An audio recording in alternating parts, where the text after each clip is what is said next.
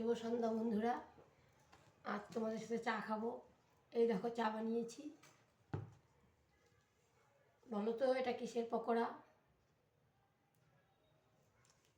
আজকে খুব ইচ্ছে হলো তোমাদের সাথে গল্প করে করে চা খাই।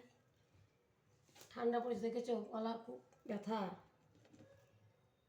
তারপর তোমরা কে কে চা ভালোবাসো?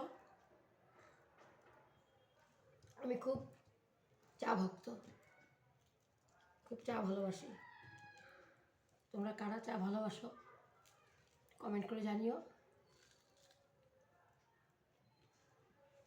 এটা ধনে পাতা দিয়ে বানিয়েছি।